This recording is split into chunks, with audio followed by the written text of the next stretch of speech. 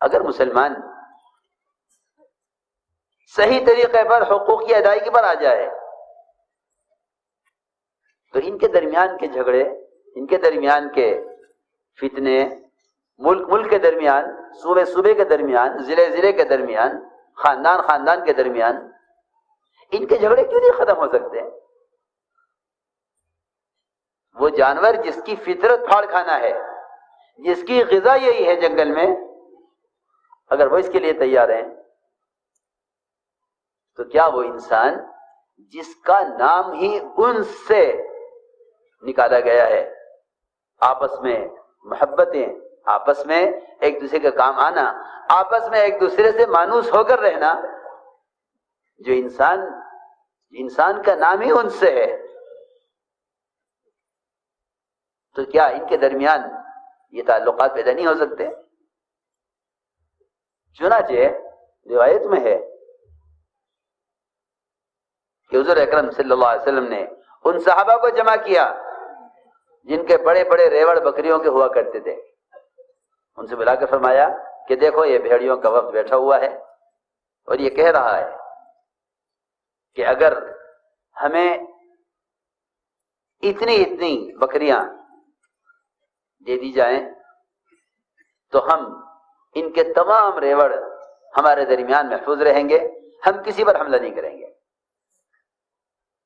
حضور اکرم صلی اللہ علیہ وسلم نے صحابہ کے سامنے بات پیش کی۔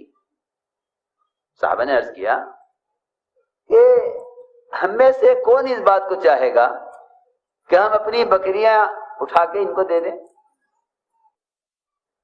ہم ان بکریوں کی حفاظت کریں گے اور ہم ان کے لیے بکریوں کا ایک حصہ ان بھیڑیوں کے لیے خاص کر دیں، یہ ہم نہیں چاہتے۔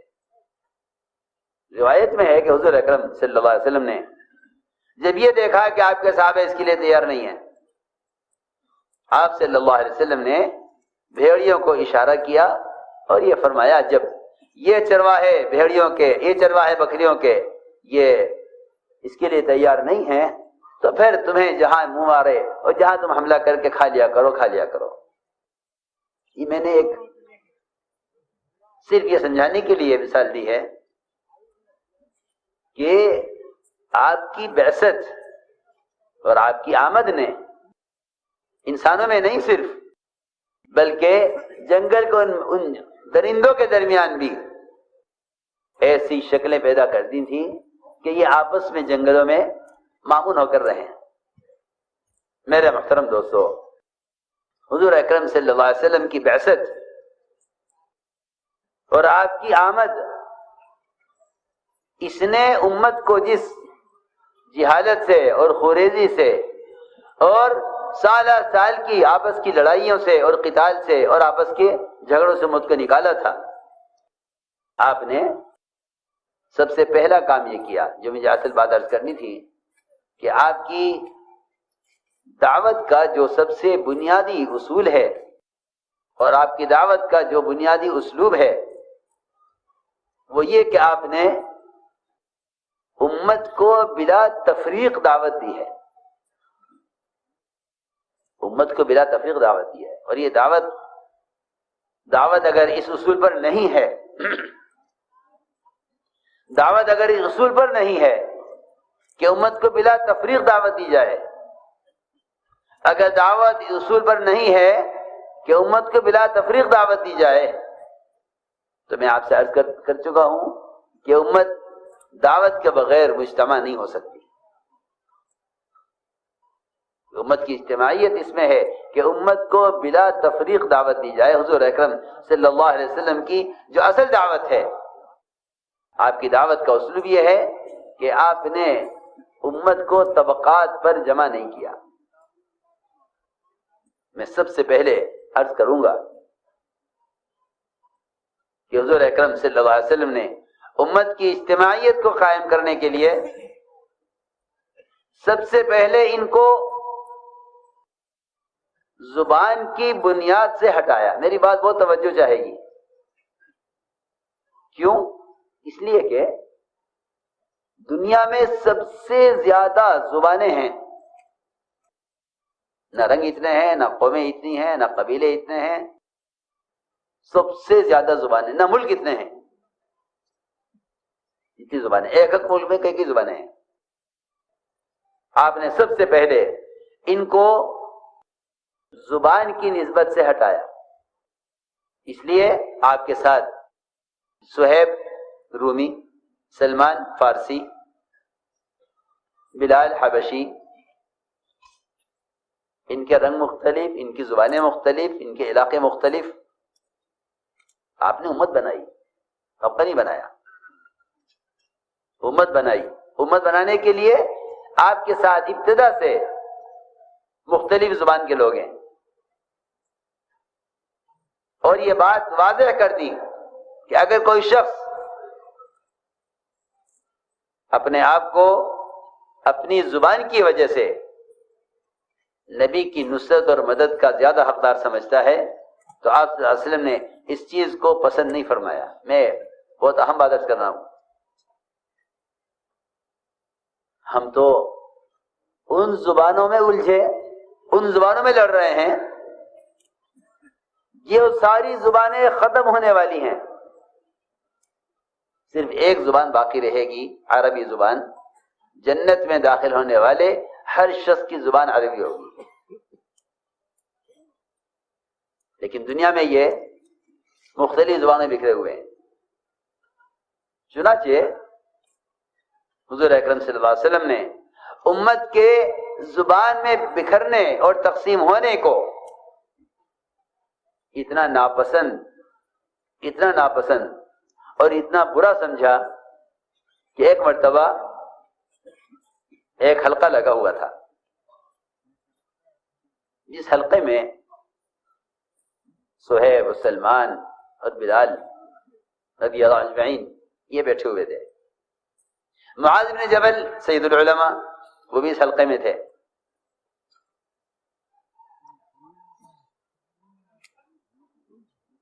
قیس بن مطاطیہ جو خزرج کے ایک صاحب تھے، وہ آئے اور کہنے لگے کہ تم لوگ فلاں ملک کے، تم لوگ فلاں زبان کے، تم لوگ فلاں زبان کے، تم سب مل کر محمد صلی اللہ علیہ وسلم کی اس دعوت کے کام پر وہ مدد نہیں کر سکتے جو مدد ہم کر سکتے ہیں، کیونکہ آپ عربی ہیں، آپ کی زبان عربی ہے، آپ کی احادیث عربی میں ہیں، آپ کے بیانات عربی میں ہیں، اور ہم عرب ہیں خزرج، جو کام ہم کر سکتے ہیں وہ تم نہیں کر سکتے، اور تم اس کام کے ایسے اہل نہیں ہو جیسے ہمیں، کیونکہ ہماری نبی کی زبان ایک ہے۔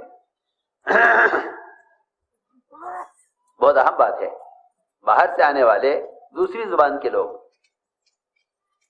ان کو دعوت الی اللہ میں نبی کی مدد کے اعتبار سے اس قابل نہیں سمجھا جتنا قابل اپنے آپ کو سمجھا۔ یہ بات جب کہی قیس بن مطاطیہ نے تو ظاہر بات ہے کہ جو دوسری زبان والے تھے ان کو یہ بات محسوس ہوئی کہ بھئی ہمارے ساتھ ہمارے بارے میں یہ کہا جا رہا ہے، اور اس سے واقعی ہم جس شخص کو بھی کام کے قابل نہیں سمجھیں گے اس کے اندر ایک احساس کمتری پیدا ہوگا۔ اور میں عرض کرتا ہوں کہ امت کا جتنا نقصان ہوا ہے اور امت کی جتنی صلاحیتیں ضائع ہوئی ہیں وہ صرف احساس کمتری سے ضائع ہوئی ہیں۔ مولانا الیاس صاحب اللہ نے سب سے بنیادی کام یہ کیا کہ امت کے اندر سے احساس کمتری کو ختم کیا۔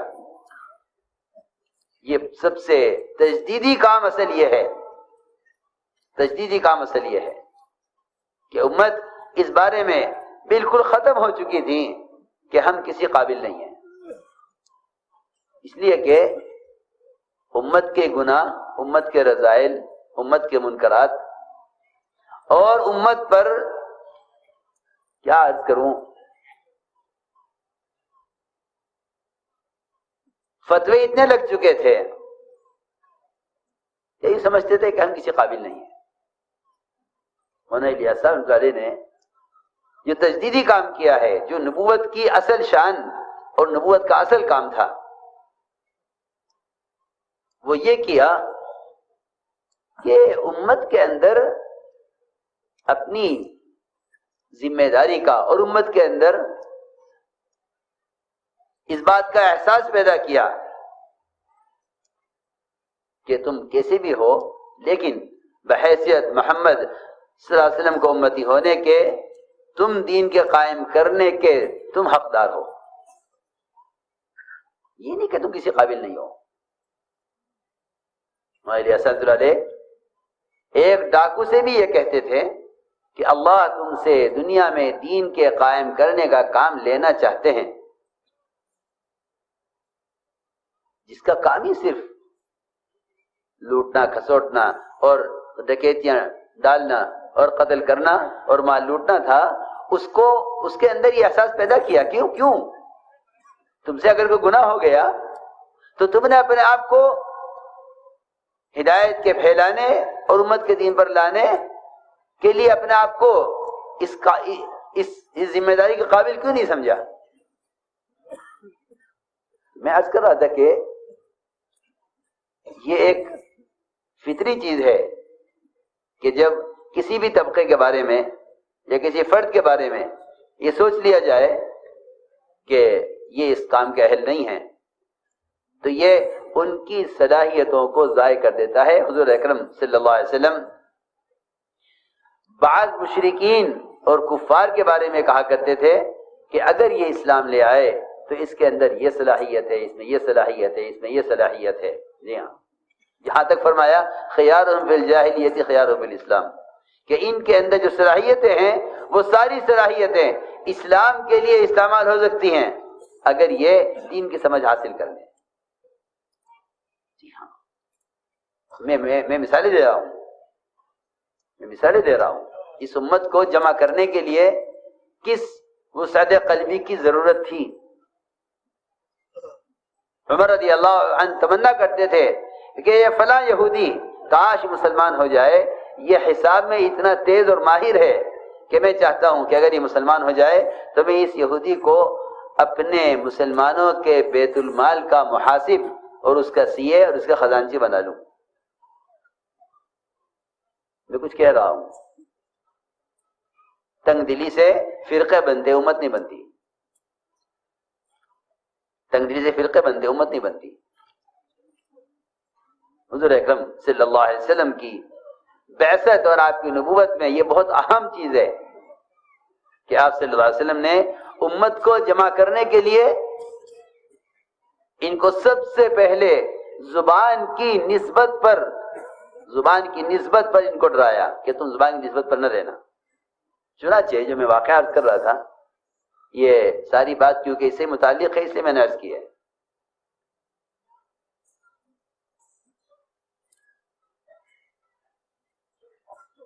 جب یہ بات کہی قیس بن مطاطیہ نے کہ یہ کیا کریں گے کام، ان کو عربی نہیں آتی، ہم عرب ہیں، ہم زیادہ حقدار ہیں نبی کے کام کے،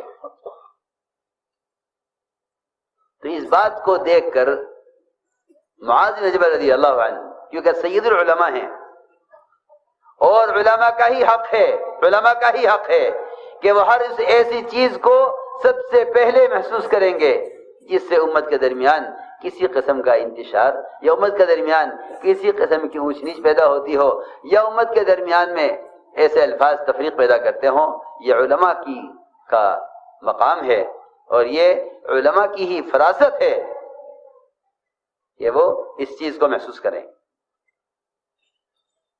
انہوں نے معاذ بن جبل رضی اللہ تعالیٰ عنہ، انہوں نے اس بات کو محسوس کر لیا اور یہ خیال کیا کہ یہ کہنا ان لوگوں کے بارے میں کہ یہ نبی کی مدد اور نصرت کے اہل نہیں ہے، کیونکہ ان کی زبان نبی کی زبان میں فرق ہے، اور یہ فخر کر رہے ہیں اس پر قیس بن مطاطیہ کہ ہم عرب ہیں۔ اس پر معاذ بن جبل رضی اللہ تعالی عنہ قیس بن مطاطیہ کا گریبان پکڑ کر اور کھینچ کر لے گیا آپ کی خدمت میں. کھینچ کر لے گیا آپ کی خدمت. عرض کیا کہ یہ یوں کہتا ہے کہ ہم زیادہ حقدار ہیں کیونکہ ہم عرب ہیں, ہماری نبی کی زبان ایک ہے, اور اس نے آپ کے صحابہ سلمان, بلال, صہیب ان کے بارے میں یہ کہا ہے. حضور اکرم صلی اللہ علیہ وسلم کو اس بات پر اتنا غصہ آ گیا, اس پر اتنا غصہ آ گیا کہ آپ سیدھے منبر پر تشریف لے گئے, صحابہ کو جمع کیا اور آپ نے بیان فرمایا. قیس بن مطاطیہ کا گرواد پکڑے ہوئے معاذ ابن جبل رضی اللہ تعالی عنہ ممبر کے سامنے کھڑے رہے اور آپ بیان کر رہے تھے. آپ نے فرمایا کہ عربی زبان نہ تمہاری ماں ہے نہ تمہارا باپ ہے. کوئی آپ فخر کرے ماں باپ پہ کرے, میں فلاں کی اولاد ہوں, میں فلاں کی اولاد ہوں. فرمایا نہ یہ تمہاری ماں ہے نہ یہ تمہارا باپ ہے, تم نے کیوں فخر کیا اس پر کہ ہم عرب ہیں اور ہم نبی کی مدد اور دعوت کی اس کام میں نبی کی نصرت کے زیادہ حقدار ہیں, تم نے کیوں فخر کیا؟ فرمایا کہ عربی زبان تو زبانوں میں سے ایک زبان ہے, انگریزی زبان ہے, فارسی زبان ہے, چینی زبان ہے, ملائی زبان ہے, یہ بھی ایک زبان ہے. یہ ہے روایت میں. فرمایا تو زبان میں سے ایک زبان ہے, تم نے عربی زبان پر کیوں فخر کیا؟ یہ اس لیے کیا, آپ نے اتنی سخت بات اس لیے فرمائی کہ صرف زبان کی بنیاد پر امت کا جمع ہونا یہ امت کی تفریق کا سبب ہے. یہ امت کی تفریق کا سبب ہے. صرف زبان کی بنیاد پر جمع ہونا, دیکھو تو صحیح, زبان جو ایک اللہ کی طرف سے تقسیم ہے, جی ہاں, اور اللہ تعالیٰ کی قدرت کی ایک نشانی ہے یہ. اختلاف السنتکم والوانکم ان فی ذلک لآیات للعالمین, یہ تو اللہ فرما رہے قرآن میں کہ تمہاری زبانوں کی مختلف زبانیں یہ ہماری قدرت کی نشانی ہے. چنانچہ روایت میں ہے کہ آپ نے فرمایا کہ اے معاذ, اسے قیس بن مطاطیہ کو جہنم کی طرف دھکا دے دو. اللہ اکبر. میری بات سب بہت توجہ سے سنیں, خود بڑی بات ہے. تم نے کیوں کہا یہ کہ ہم عربی زیادہ حقدار ہیں, اور تم نے زبان کی بنیاد پر یہ تفریق کیوں کی امت میں کہ تم یہ کام نہیں کر سکتے, ہم کر سکتے ہیں؟ فرمایا کہ معاذ دعہ الی النار, اس کو جہنم کی طرف دھکا دے دو. روایت میں ہے کہ بعد میں یہ قیس بن مطاطیہ مرتد ہوئے. ہاں, ان کا اسلام دوبارہ لانا بھی ملتا ہے روایتوں میں, لیکن جو مجھے اصل بات عرض کرنی تھی, یہ ہمارے آپ کے درمیان ایک پرانے ہوں یا نئے ہوں ایک اہم مذاکرہ ہے. یہ ایک بات میں نے ایک نسبت عرض کی ہے زبان کی, اس زبان کی نسبت پر یہ واقعہ, یہ چیزیں یاد رکھنے کی ہیں. دوسری بات یہ ہے کہ حضور اکرم صلی اللہ علیہ وسلم نے امت کو طبقات میں بھی تقسیم نہیں ہونے دیا کہ یہ خواص کا طبقہ ہے, یہ عوام کا طبقہ ہے, یہ علماء کا طبقہ ہے, یہ جاہلوں کا طبقہ ہے. نہیں, امت کی اجتماعیت جس سے یہ اللہ کی مدد کے مستحق بنے باوجود تمام کمزوریوں کے. اگر کہیں کسی طبقے کو الگ جوڑنے کی ضرورت ہی پیش آ گئی, ان کی ہدایت کے لیے, ان کی تربیت کے لیے, ان کو اسلام سمجھانے کے لیے, یا یہ کہ ان کا مطالبہ ہے کہ جی آپ ہمیں الگ جمع کریں, اس لیے کہ امت کی تربیت بھی اختلاط میں ہے. امت کی تربیت اختلاط میں ہے, اختلاف میں تربیت نہیں ہے, تربیت اختلاط میں ہے. ہماری بات بہت توجہ چاہے گی. تربیت اختلاط میں ہے، آپس میں ملنے میں. اختلاف میں تربیت نہیں ہے، اس لیے کہ خدا کی قسم آپس کے ملنے جڑنے سے بیماریاں اتنی منتقل نہیں ہوتی ہیں تو غلط خیال ہے، لیکن آپس کے اختلاط سے صفات منتقل ہوتی ہیں. آپس کے اختلاط سے صفات منتقل ہوتی ہیں. اس لیے ہم نے عرض کیا ہے کہ ہمیں اس مذاکرے میں عرض کرنا ہے کہ حضور اکرم صلی اللہ علیہ وسلم نے امت کی اجتماعیت کے لیے ہر اس نسبت کو ختم کیا، اور کہیں کہیں اللہ تعالیٰ نے آپ کو اس پر تنبیہ بھی کی ہے کہ آپ کو یہ اس طرح نہیں کرنا چاہیے تھا، آپ کو ایسے کرنا چاہیے تھا. میں عرض کرتا ہوں، ہم اس کام میں اگر اپنی نظر اور آنکھ سے کسی فرد مسلم کو طبقاتی نظر سے دیکھ رہے ہیں تو یہ نظر امت کو کاٹنے کے لیے کافی ہے. یہ کس پارٹی کا ہے، کس جماعت کا ہے، کس خیال کا ہے، کس ذہن کا ہے، کس مذہب کا ہے. میں تو یہاں تک عرض کرتا ہوں کہ 4 مذہب جو حق ہیں، 4 مذہب جو حق ہیں، ان 4 مذاہب کے اعتبار سے بھی امت کو اس نظر سے دیکھنا یہ بھی امت کی تفریق کا سبب ہے. یہ بھی امت کی تفریق کا سبب ہے. 4 مذاہب جو حق ہیں، اس ایک حق مذہب کے اعتبار سے بھی اگر تم اس نظر سے دیکھ رہے ہو کہ یہ میرے مذہب کا آدمی نہیں ہے، یہ دوسرے مذہب کا آدمی ہے، تو خدا کی قسم امت کی تفریق کے لیے اور اللہ تعالی کے یہاں مجرم ہونے کے لیے اتنا کافی ہے.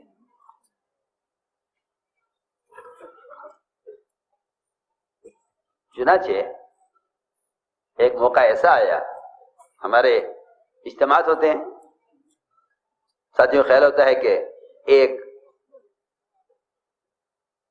پنڈال خواص کا بنا دیا جاوے جس میں خواص رہیں.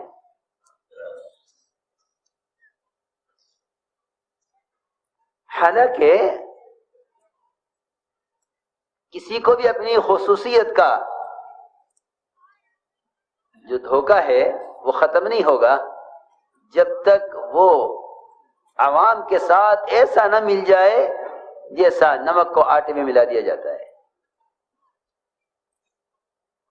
اس کا حضور اکرم صلی اللہ علیہ وسلم نے بہت زیادہ خیال کیا. ہر موقع پر آپ نئے آنے والوں کو پرانوں کے ساتھ رکھتے تھے، اس لیے کہ جب تک مسلمان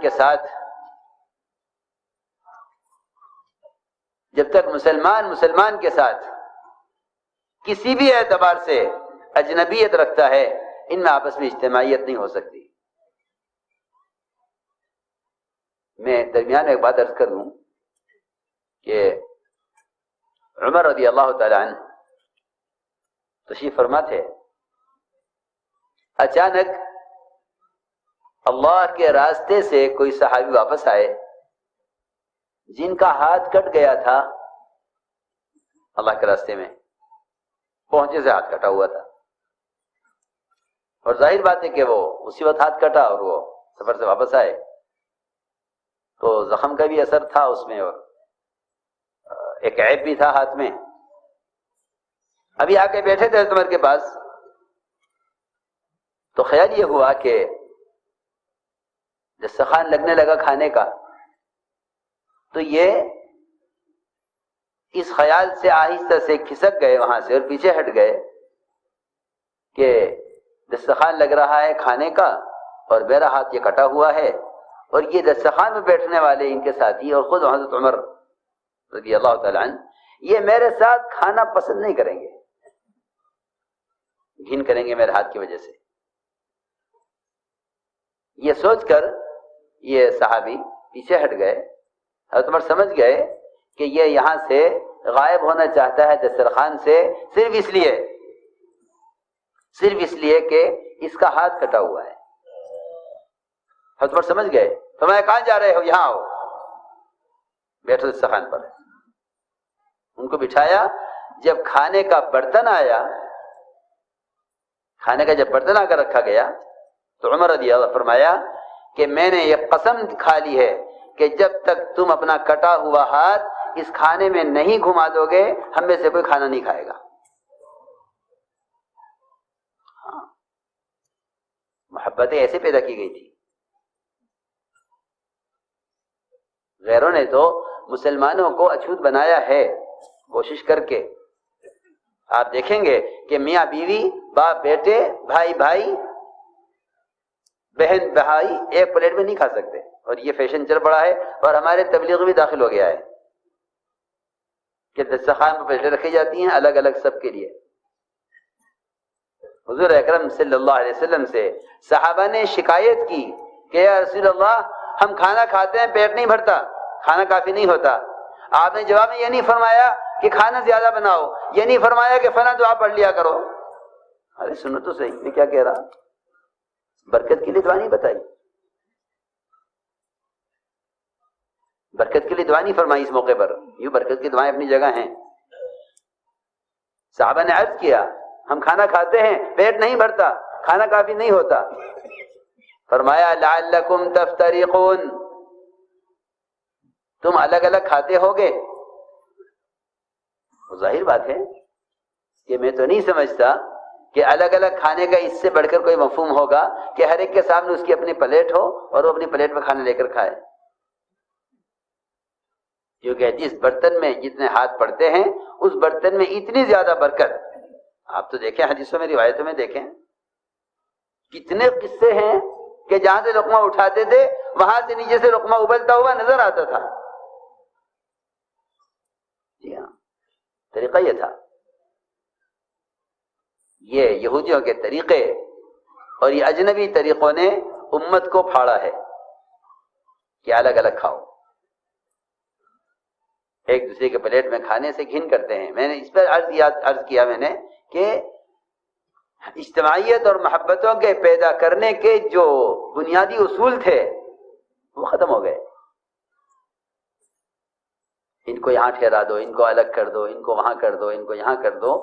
یہ امت کو بانٹنے تقسیم کرنے کے طریقے ہیں.